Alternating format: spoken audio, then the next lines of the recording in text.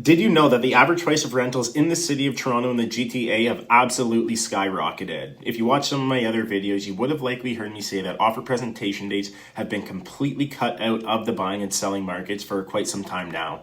However, they are reappearing in some buying and selling markets. But for rental units, it seems that almost every single unit in downtown Toronto has an offer presentation date. The three things I'm going to cover in this video today are how much rental rates are increasing, why is this happening, and who's being affected most by these sharp increases. My name is Trey and I run a real estate business here in Toronto and in the GTA. My overall main goal is to share up-to-date market information with you so that you're able to have a really strong pulse on exactly what's happening in our real estate market. If you have any questions at all, whether they're specific to your market or if they're just general in nature, please feel free to send me a message or book an appointment with me. You'll be able to see my schedule in the first link in the description and you can pick a time that best suits your availability. Now, there is an article that was recently published by stories.com, which is a local news outlet that covers Canada's real estate market. And they had actually reported that the average price of rentals in the Greater Toronto area have increased by 21% since last August in 2021 and by roughly 28% since the beginning of 2021, which is just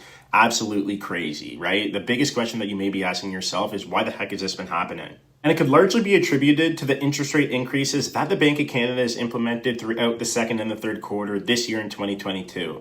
The more that this governing body continues to push up those interest rates, the more lopsided and expensive our rents will be in the Greater Toronto area. This is because all of the what would be buyers or the first-time home buyers that already aren't in the market, they're seeing their purchasing power decrease by the day, right?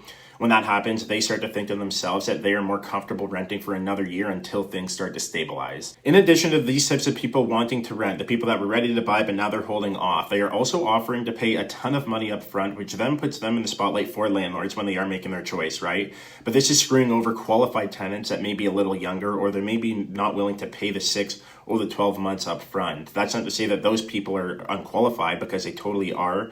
I'm working personally with many young people who have jobs exceeding 100K and they have credit scores of 750 and 800. But it is the younger people at the end of the day that are being most affected, and it's taking longer to find places since there is such tough competition in the city. Recently, I've been advising my past clients that if they're happy and content with the unit or home or condo that I got for them a year or so ago, to actually stay in their spaces instead of going on the hunt to find something new.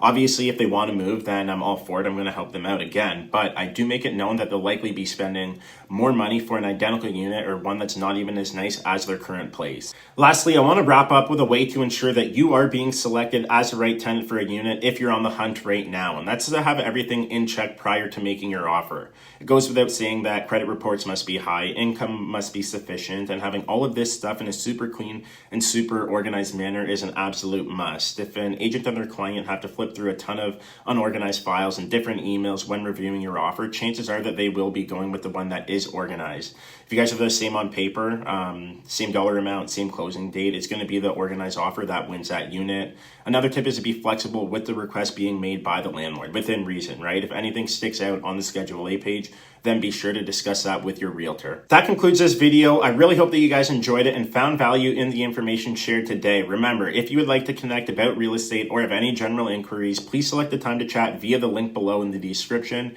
And remember, until next time, remember to trust the process and fall in love with your journey.